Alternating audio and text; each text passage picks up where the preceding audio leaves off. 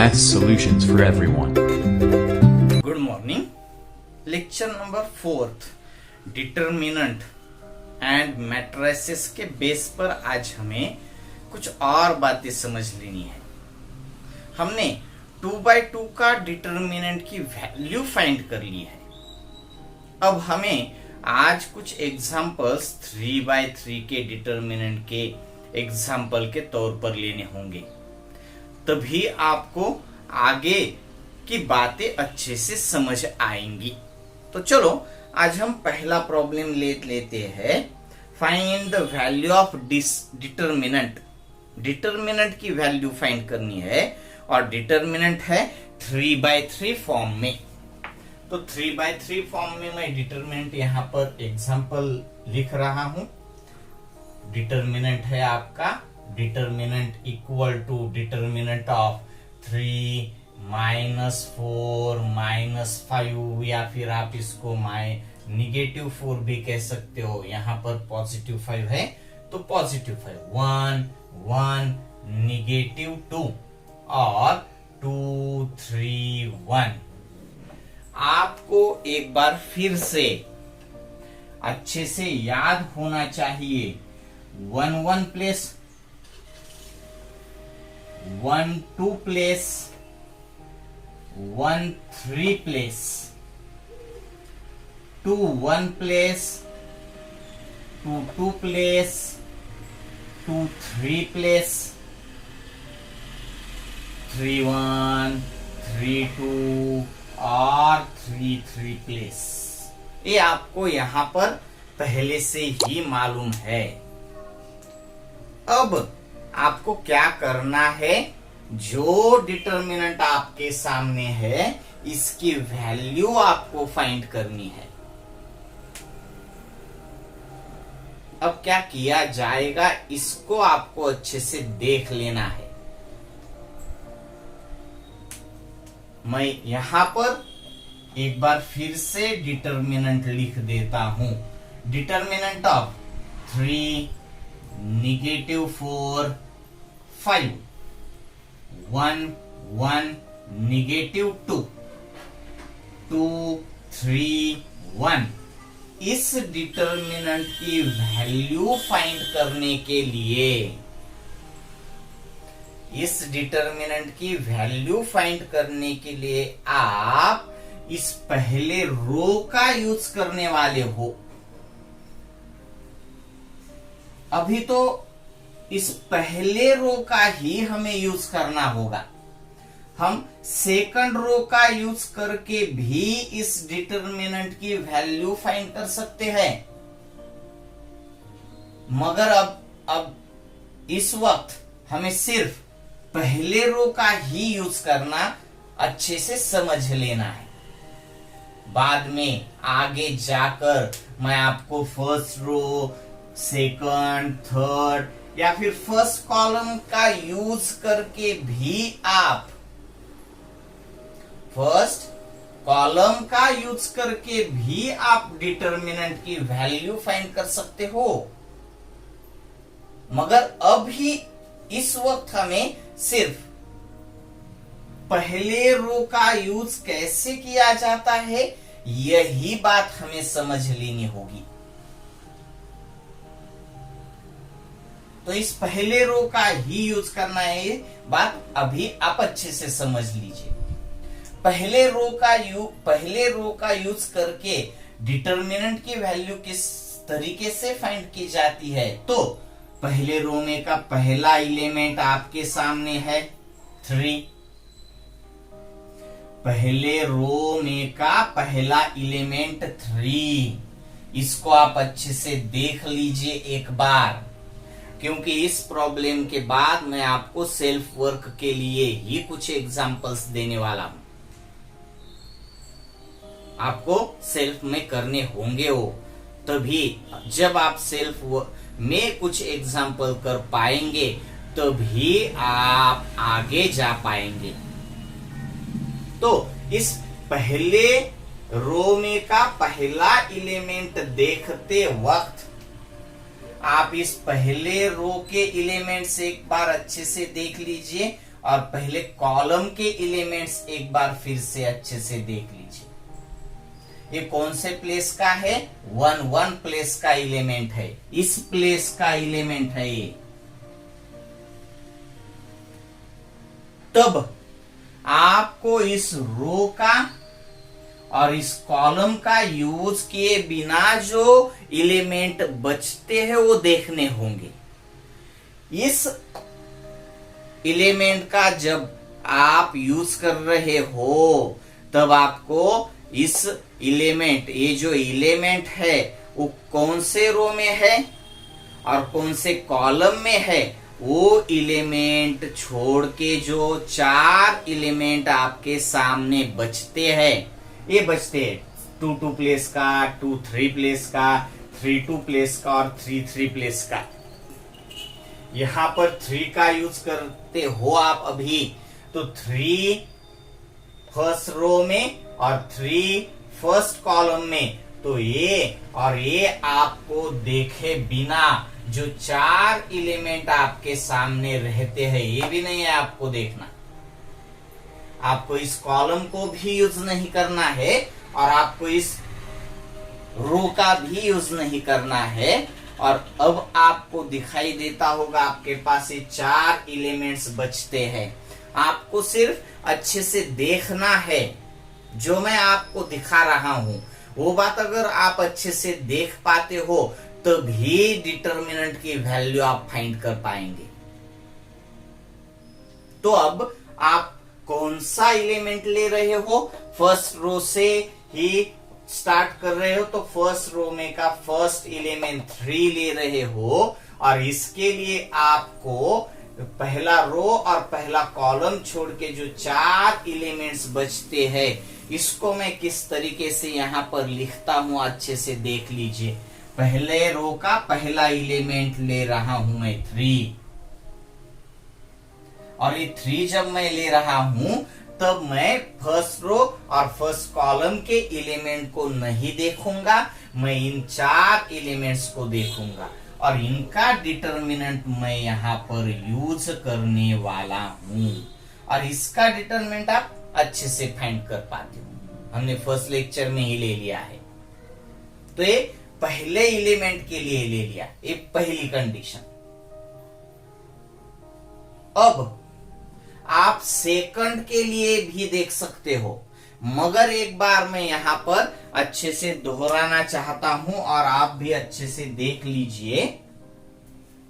यहां पर जो सेकंड एलिमेंट है, सेकंड एलिमेंट कौन से प्लेस का है ये एलिमेंट आप अच्छे से देख लीजिए। प्लेस समझने में आना चाहिए। 1 प्लेस का है, इस प्लेस का है 1 प्लेस का। तो 1 प्लेस का जब एलिमेंट आएगा, 1 प्लेस का जब एलिमेंट आएगा तब आप इसको माइनस लिखेंगे। माइनस लिखने वाले हो, क्यों लिखने वाले हो इसका भी हम डिस्कशन करेंगे, मगर अभी नहीं। क्यों आता है इसका भी डिस्कशन लेंगे, मगर आगे जाकर, यहां पर नहीं लेने वाले हैं क्योंकि बहुत डीप जाएगा आगे। यानी ये 4th लेक्चर है, 5th या 6th लेक्चर में तो इसका डिस्कशन आ जाएगा। इसलिए आपको 4th अच्छे से समझ लेना होगा और 5th 6th में इसका जो कंक्लूजन आता है, क्यों निगेटिव लिया जाता है, वो वहां पर जाकर आपको समझ में आएगा। इसलिए हमें माइनस और कोफैक्टर्स का यूज करना होगा। अभी हमने माइनस और कोफैक्टर्स इस पॉइंट को अभी तक डिस्कस नहीं किया है, इसलिए आपको अभी तो समझ में नहीं आने वाला है। जितना है अभी उतना ही याद रखिए। तो निगेटिव माइनस सेकंड एलिमेंट -4 और डिटर्मिनेंट, इसके लिए कौन से एलिमेंट आप लेने वाले हो अच्छे से देख सकते हो आप। किस एलिमेंट का आप यहां पर यूज करेंगे, तो इस एलिमेंट के लिए इस रो और इस कॉलम का आप यूज नहीं करेंगे। फर्स्ट रो और सेकंड कॉलम का आप यूज नहीं करेंगे। तो क्या करेंगे आप, 1 2 3 4, इन 4 एलिमेंट्स का आपको -4 के साथ डिटर्मिनेंट लेना होगा। यानी आप फर्स्ट रो और सेकंड कॉलम इसका और इसका नहीं यूज करेंगे तो आपके सामने बचेगा 1 -2 2 1। ये 4 एलिमेंट्स, इनका डिटर्मिनेंट हमें यहां पर लेना होगा 1 -2 2 1। ओके, ये हो गया आपका फर्स्ट और सेकंड एलिमेंट के साथ कंप्लीट। अब थर्ड एलिमेंट का भी आपको देखना होगा। अब मैं एक बार फिर से दोहराता हूं, फर्स्ट एलिमेंट 1 1 प्लेस का जैसे है पॉजिटिव है तो पॉजिटिव ही लिखा है मैंने। 1 2 प्लेस का मैंने निगेटिव माइनस किया है। अब ये -4 है तो माइनस और माइनस तो प्लस बन जाएगा मगर नेक्स्ट स्टेप में। और अब थर्ड यानी 1 3 प्लेस ले रहा हूं मैं तो +5 के तौर पर ही लेंगे। प्लस, मैं इसको इरेज कर देता हूं आप। यानी अगर यह -5 होता तो मैं +-5 -5 ब्रैकेट में लिख देता, जैसे यहां पर -4 लिखा है उस टाइप में। और अब आपको अच्छे से मालूम होगी इसके लिए आप कौन से 4 एलिमेंट्स यूज करेंगे। आप अच्छे से देख लीजिए, आपको ही समझ में आना चाहिए। फर्स्ट रो और थर्ड कॉलम को हम नहीं देखेंगे तो आपके सामने बचते हैं ये 4 एलिमेंट्स और इनका ही आप यहां पर डिटर्मिनेंट लेने वाले हो। ये सिंपल स्टेप्स है आपके लिए, बहुत ही सिंपल। और अब इसका डिटर्मिनेंट फाइंड करेंगे, इसका भी डिटर्मिनेंट फाइंड करेंगे और इसका भी डिटर्मिनेंट फाइंड करेंगे और आगे कैलकुलेशन तक जाएंगे। 3, अब इसका कैलकुलेशन करेंगे तो आपको समझ में आता होगा 1 1 1, माइनस तो होता ही है और माइनस इनका क्रॉस मल्टीप्लीकेशन अच्छे से याद होगा आपको। First cross multiplication 1 1 1, negative minus तो बनता ही है और सेकंड क्रॉस मल्टीप्लीकेशन -6, तो माइनस माइनस +6 हो जाएगा। आप यहां भी लिख सकते हो या फिर अभी यहां पर इसी तरीके से लिखिए। आगे जब आप जाएंगे तब शॉर्ट में लिख सकते हो। माइनस ऑफ माइनस मैं यहां पर +4 लिख देता हूं। Minus of minus +4 bracket of 1 1 1 minus इसका क्रॉस मल्टीप्लीकेशन -4। समझ में आता होगा आपके। फर्स्ट क्रॉस मल्टीप्लीकेशन 1 1 1 और माइनस तो होता ही है, minus second cross multiplication +2 into -4 +2 into -2 -4, +5 तो +5 ही। और first cross multiplication 3 minus second cross multiplication 2। इसमें आपको कुछ दिक्कत आने वाली नहीं। 1 माइनस माइनस +6 यानी 1 + 6 बनता है 7, +4 ऑफ 1 +4 1 +4 5 बनेगा और +5 ऑफ 3 - 2 1 बनता है। अब इसका कैलकुलेशन 21 + 20 + 5 यानी हो जाएगा 46। इस डिटर्मिनेंट की वैल्यू 46 है।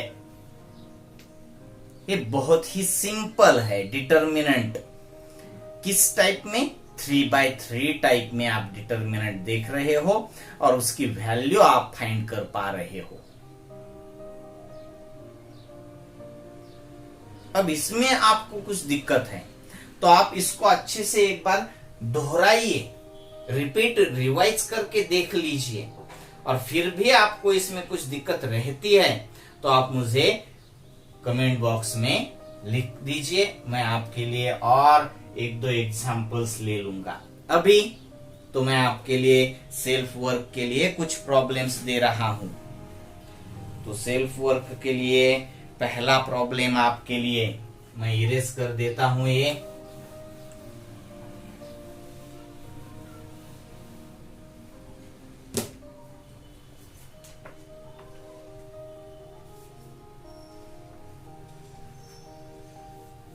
वन -1 -2 -2 3 5 -2 0 -1 पहले वाला। और अब दूसरा एक ले लीजिए आप।